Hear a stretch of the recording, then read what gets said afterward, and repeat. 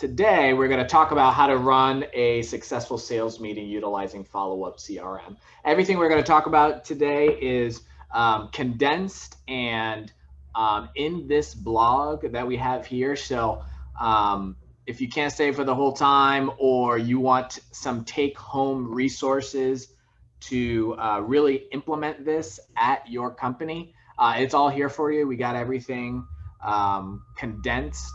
But the nice thing is, with Followup CRM being a sales tool to help you track, close, and win more bids, I've seen a lot of sales meetings, hundreds of sales meetings, and I've been able to learn from the good, the bad, and the ugly. So what we've done with Followup is kind of condensed everything that you would need to run a good sales meeting, and then also learning some best practices from the top contractors out there. So if you guys have any questions as I'm running through things, please let me know, post it in the chat, be happy to answer any of those questions for you.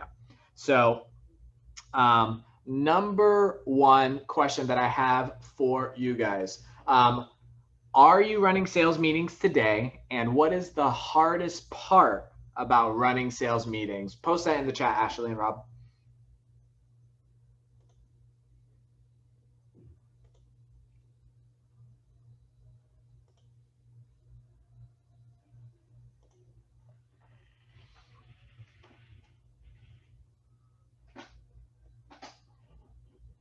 Not running a sales meeting. Okay, yep. Well, this will be a good foundation for you to get started. What else?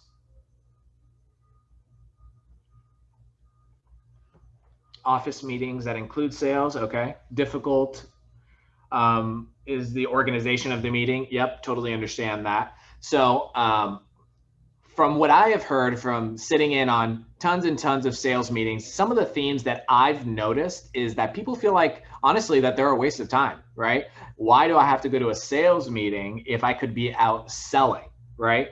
And that's a problem.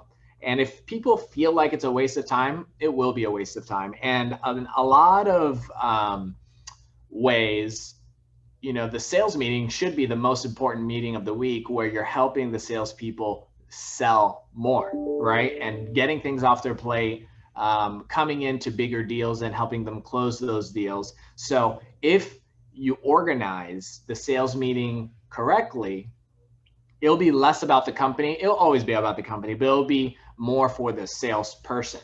And another difficult part about sales meetings is when we are missing our goals and we're not hitting our goals, and we're not tracking our goals. And Followup, it allows you to help see if we're on track to hit what we're supposed to be hitting here. And so that's a really important structural part of the meeting. Another reason why sales meetings tend to be a waste of time for people is because they're just not utilizing whatever tracking system that they're using, whether it's spreadsheets or Followup, and everybody's doing it their own way. So Followup kind of brings it together in one place so that everybody has the same information. One best practice that I hear one of our clients say is that if it's not in Followup, it doesn't exist. A lot of people struggle with maybe getting their team to utilize the CRM because they feel like, oh, it's just a place so management can see. If you formulate it right, then actually some salespeople, the great salespeople, love it because it helps them sell more and it helps them close more deals and make more money, right? And the bad people, they don't like it because they don't want to be held accountable at the end of the day. That's really what it comes down to. The good people want to be held accountable and grow and get more sales. And the people that give you a hard time, they're stuck in their ways, they're holding you back, and they just don't want to be held accountable. That's the tough part. But Followup can expose that. So that's the good thing about the system.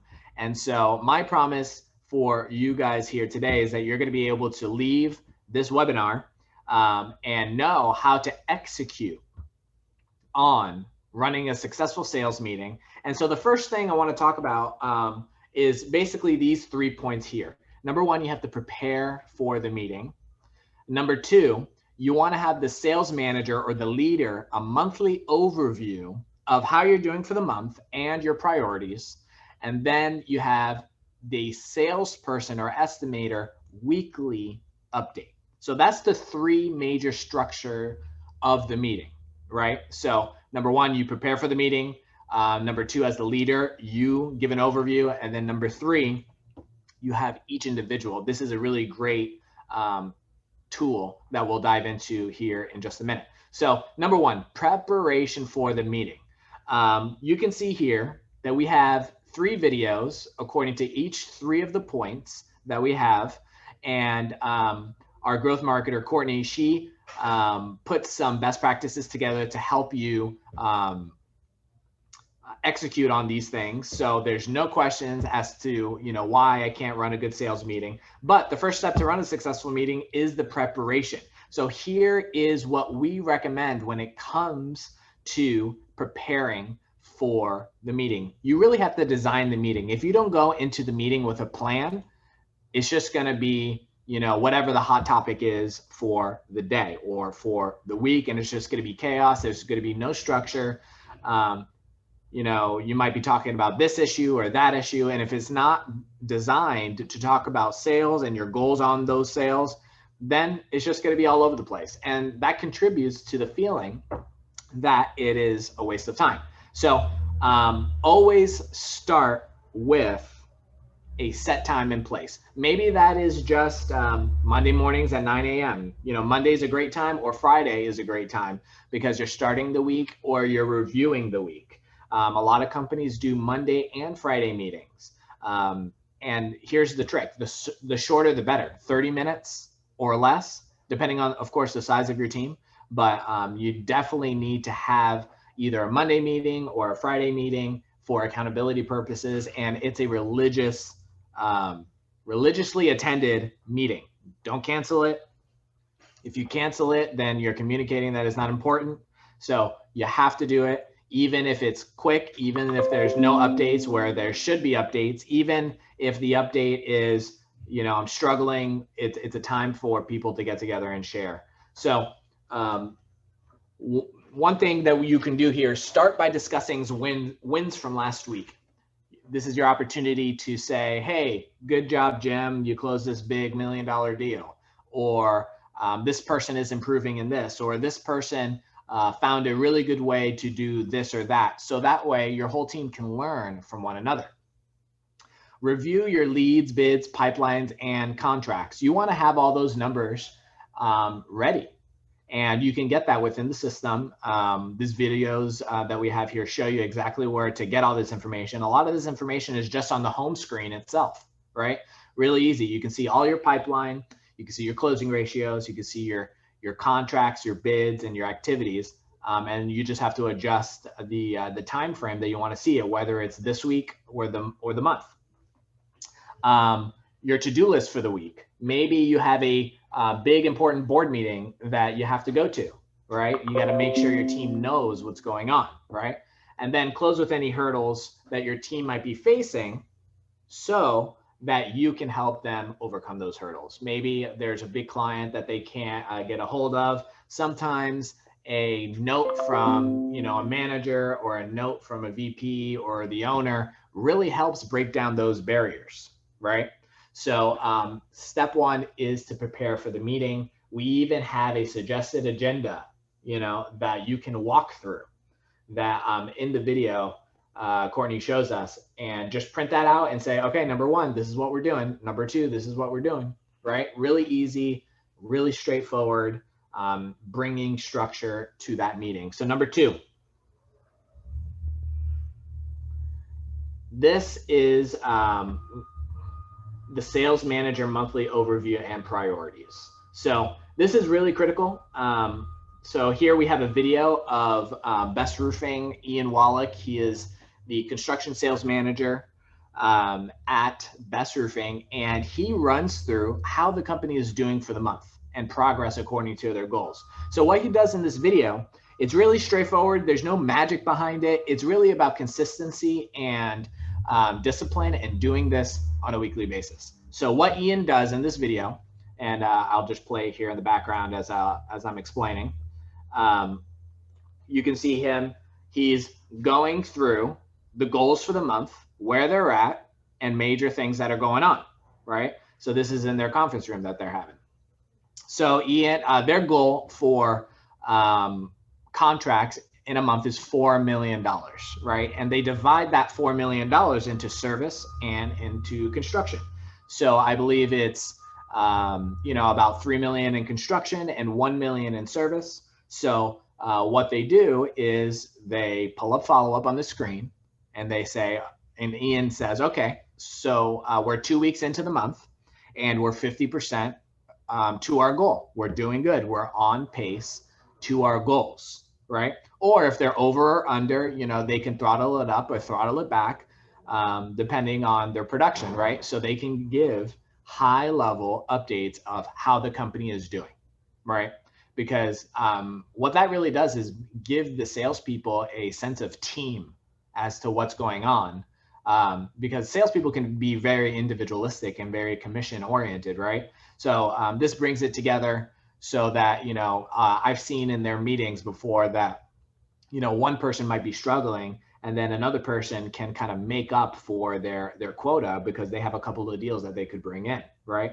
So a monthly overview and a priority, maybe there's a trade show or something like that, and reviewing all of that is really critical to setting the tone and the pace for big sales team meetings, if you have 3, 5, or 10 salespeople, I believe they have like something like 15.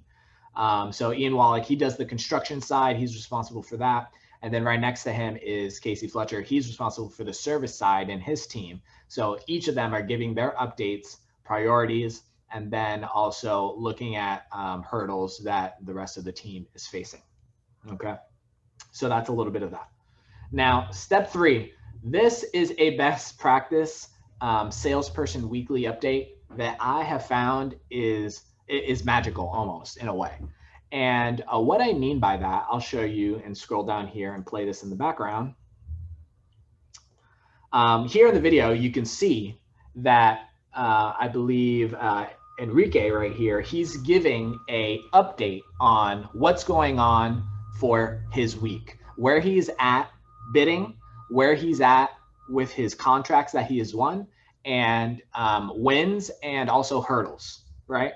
So he's saying, hey, this is how my week is going, or this is how last week went. I won 5 contracts, I bid 10 projects, I got 3 leads or referrals, and this is what I'm struggling with this week. Any suggestions, right? And when Enrique says, I am halfway through the month, but I'm 100% to my goal, the rest of the team is, cheering and, they're congratulating him. It's really nice to be able to do that, right?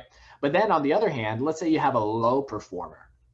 The low performer doesn't want to be there, right? They're embarrassed that they're doing the way, they're not achieving their goals. So what does that do? It's called peer accountability, right? They have to share how they're doing to their peers, and no one wants to be on the bottom. No one likes to be at the bottom. So 2 things happen. Number 1, they weed themselves out. Maybe they don't last. Or they get better. And that's the really nice thing, is that they're learning from the rest of their team, or they quit and then you find someone else that can actually achieve those goals, right? So the peer accountability is a really critical component of bringing it all together. Okay. So what Best Roofing does, and a lot of our companies do, is that they have, you can't see it here in their conference room, but they have a big TV on the wall. They have 2 TVs, one right there, and then another screen where they have Followup, and they throw that up on the screen and they walk through their pipeline and they give the update utilizing the Followup tool. So let me show you here. So I'm going to bring this here to my screen.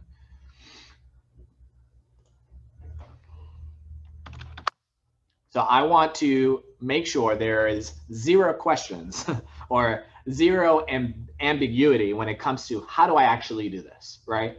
So let's pretend here I'm logged into Best Roofing System, and let's say it's Casey Fletcher's time to, actually, he's the VP, so I'm going to say Norman.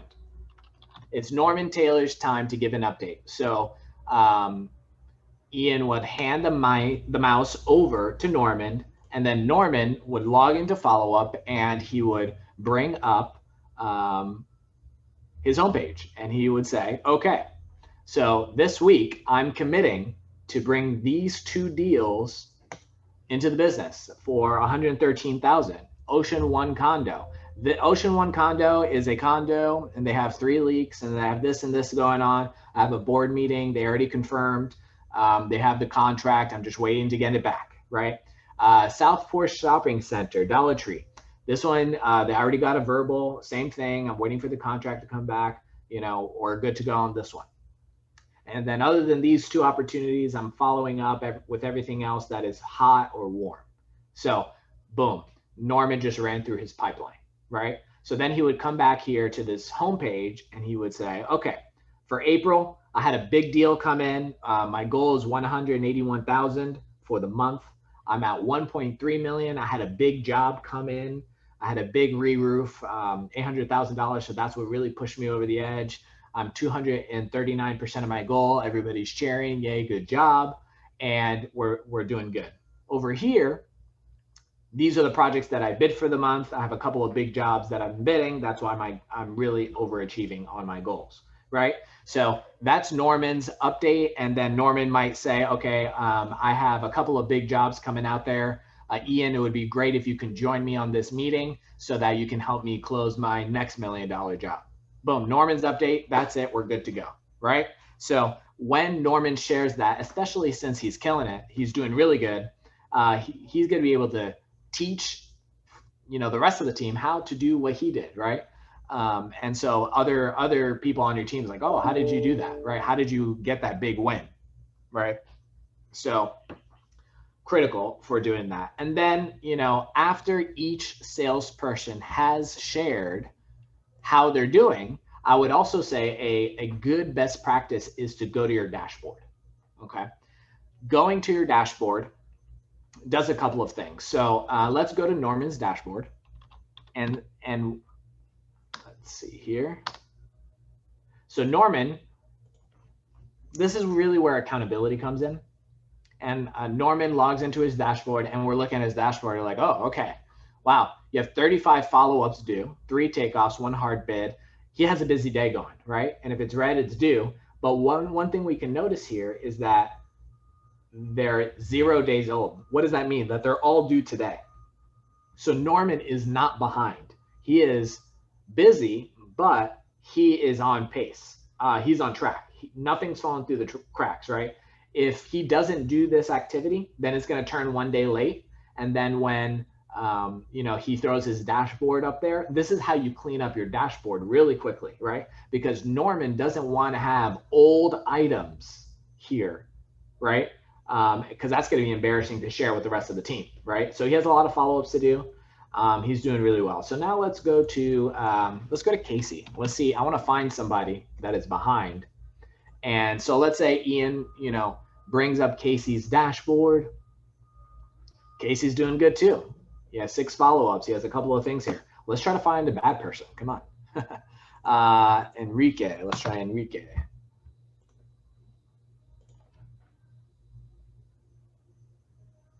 All right, we got somebody. Okay, so still not too bad, not too late, but let's say, hey, Enrique, what's going on with Winston Towers 600 re-roof? You know, it's a $600,000 job. It's 3 days late. Did you follow up with them? Yes, I followed up with them. I just didn't update the system. Okay, well, update the system. If it's not in follow-up, it doesn't exist, right? So you can come in, you can drill into this big job, see what's going on, and let's see if he actually followed up with them. You know, it was last week, but they scheduled a follow-up on a couple of days ago. So it's time to actually, you know, follow up with him if he hasn't, right? So that is how you're keeping people accountable, right? So you can see here that they have the follow-up scheduled.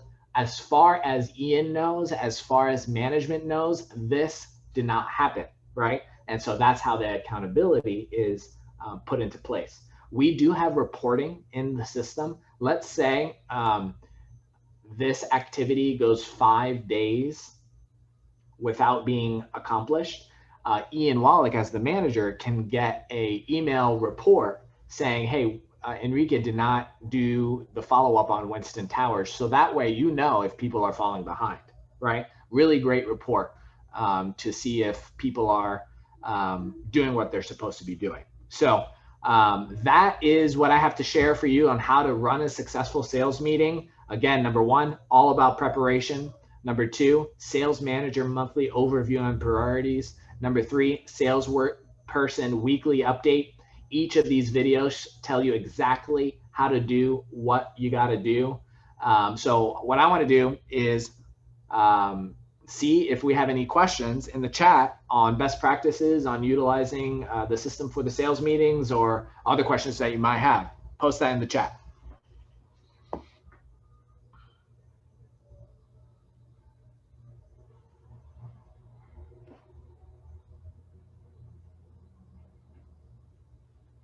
Any questions?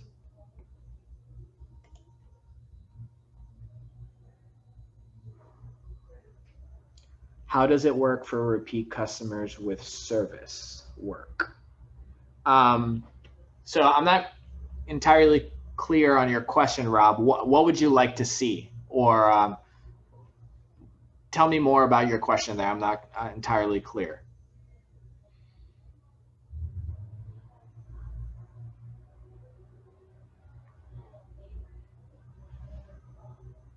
So the example that I was just showing you here, Norman is actually a service sales person.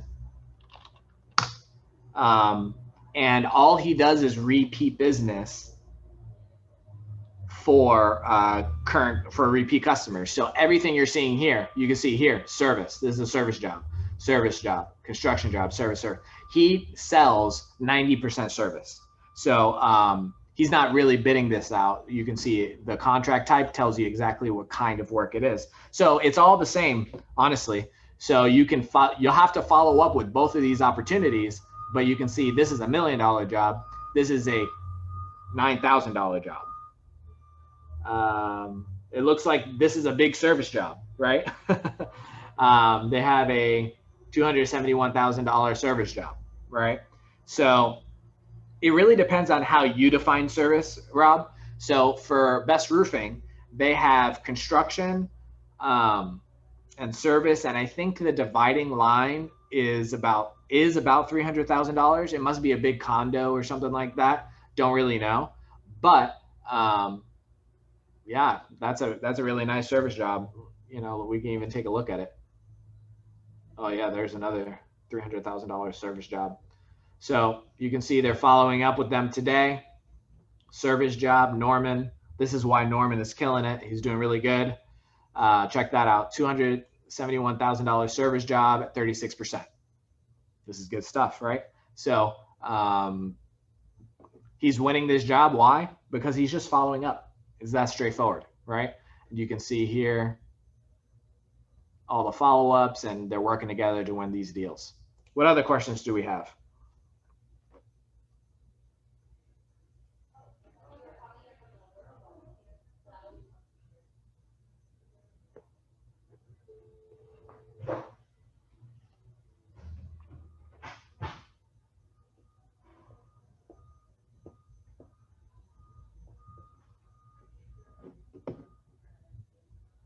Any other questions?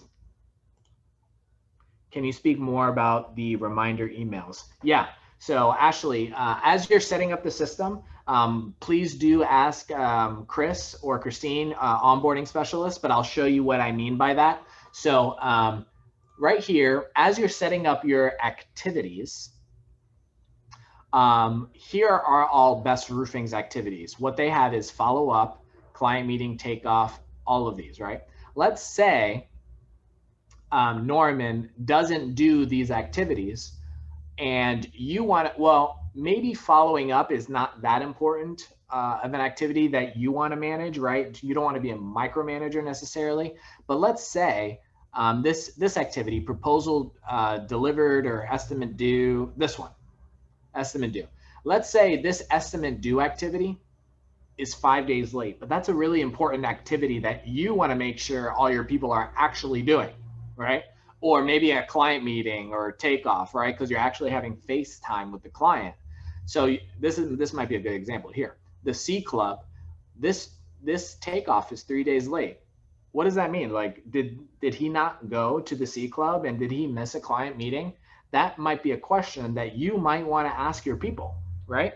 So we're tracking how old this activity is, right? So what Greg would do in this scenario is he would come here to his company settings, and he says, I want a report telling me, who missed that activity, right?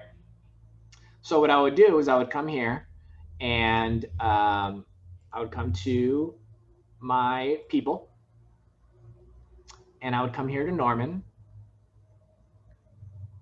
You see all these users, Norman Taylor.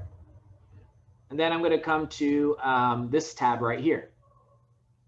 This allows you to, I'm sorry, I went to the wrong one.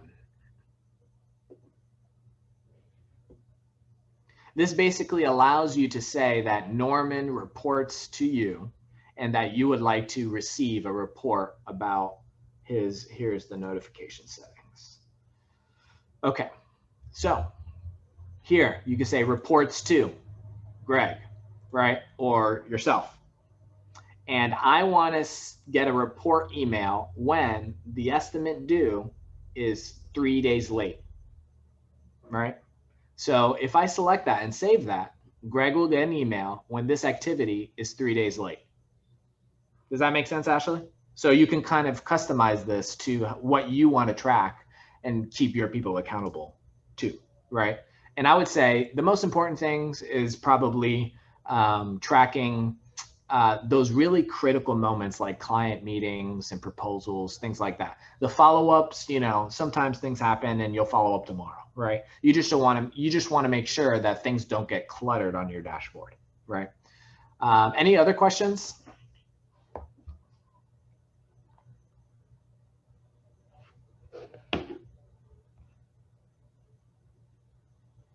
Great.